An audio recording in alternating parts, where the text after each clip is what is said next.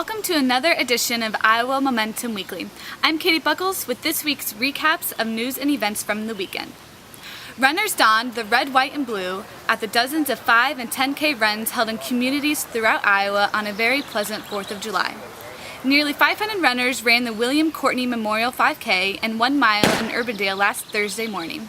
Winding through the streets and trails of Urbandale, the 5K is not known for being flat, as the opening quarter mile heads straight uphill from the library.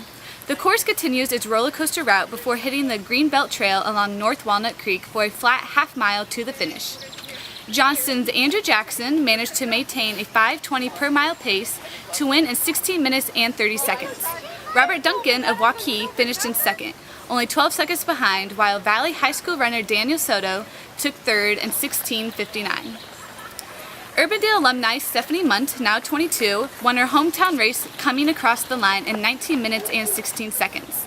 Windsor Heights runner Stephanie Mortensen finished second in 19 minutes and 54 seconds, while 16-year-old Elsie Prescott of Urbandale finished third in just over 20 minutes. Part of a summer mountain bike race series, Seven Oaks hosted a race this past Sunday for the Iowa Mountain Bike Championship Series. Greeted with warm weather, cyclists raced in different categories: sport racers doing 2 laps, comp racers finishing 3 laps, and experts completing 4 laps of the 5.1-mile loop. Racing through the dense forest of the Seven Oaks Recreation Area, cyclists rode the hilly single-track trail for some competitive good fun with friends. John Newell of Ankeny said that about a third of the way in the second lap, it was a fight to the end. In the sports race, the winner was Sean Alscott. He finished the race in 1 hour, 13 minutes, and 15 seconds. Second place belonged to Scott Shellman in 1 hour, 15 minutes, and 54 seconds. In an hour, 16 minutes, and 40 seconds, Nick Carter nabbed third. Comp winner was Keith Snoop, and Jeff Anker received second place.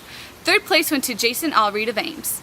In the expert category, Aaron Robnut placed first. Trailing right behind him was Rick Blackford, who placed second, and third place went to TJ Fort. The women's expert winner was Abby Durkee of Des Moines, and Joanne Schmidt of West Des Moines won the comp race. Lee Buell was the winner of the women's beginners race. Cyclists earn points towards the series, and the winner gets entry into all of the series races next year. Other races are held in Council Bluffs, Wartburg, Waverly, Iowa City, and Decorah. Look out for the next race on July 14th at Sunderbrook Park near Davenport. In other news, Mike Johnson of Cedar Falls completed the Tour Divide, a 2,859-mile mountain bike challenge from Canada to Antelope Falls, New Mexico, along the spine of the Continental Divide. Johnson finished the ride in 16th place out of 143 starters and averaged nearly 137 miles per day, a better than 10-mile-per-hour moving average.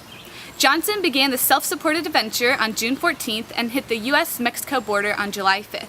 We at Iowa Momentum would like to congratulate Mike on his incredible achievement. In all, more than 40 events were held throughout Iowa on this extended 4th of July weekend, and another 30 are slated for the upcoming weekend with the beginning of the Iowa Games events, including the Summer Classic Midnight Madness 10 and 5K runs in Ames on Saturday night. Come for the fun, stay for the party. In Clear Lake, the Bicycles, Blues, and Barbecue Festival will attract top cyclists from around the Midwest for the 3-day event. The festival, which begins on Friday night with the music and great food, kicks off racing with a time trial on Saturday morning. Cyclists move to City Park for the action-packed criterium on Saturday afternoon and evening.